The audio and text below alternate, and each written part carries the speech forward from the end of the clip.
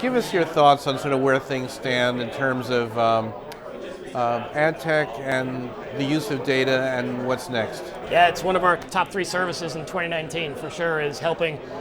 sellers, buyers, and tech in between figure out identity a little bit more and take more ownership and control and command of their own first-party data, and then bridge appropriately into second-party across every channel imaginable, or at least possible today. Obviously some limitations in the old boob tube and some limitations in out-of-home advertising, or what we call public advertising, but yeah, the stitching is starting to finally get better, and of course it's now, because of defensive reasons, because of the 1-2 punch of Google and Apple's news over the last few weeks, then for offensive reasons that a lot of us have been talking about for 5 years or so, saying you might want to figure out this deterministic footprint, because Google, Facebook, and Amazon have been crushing you here in the States, and Bat has been crushing everybody else in China and elsewhere, because they have obviously the largest deterministic footprints in the world. So traditional publishers that have been skeptical about, oh gee, I don't want the speed bump of having people log in, Facebook's kind of gotten over that over the last 10 years, and Google and Twitter and others have as well. LinkedIn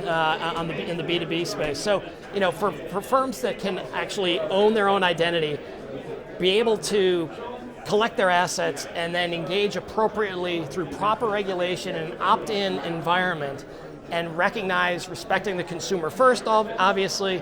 where they can monetize either coupling or decoupling their identity data with their own inventory, those are the folks that are going to win for years to come. I mean, we've had a theory that we were on stage 6 months ago and said that, you know, the world is going to move fully deterministic, fully opt-in across all media channels by the end of 2025. And we're on track now. There's going to be this major blowback appropriately with regulation and consumer fear, understandable. But then when everything gets right-sized, if you will, and people start acting accordingly, and consumers have full transparency over what's happening to their data and really what's not happening to their data and how valuable it really is, and the trade-off comes back around free content and services in exchange for a little personalization so we don't serve punch the monkey ads for the next 10 years,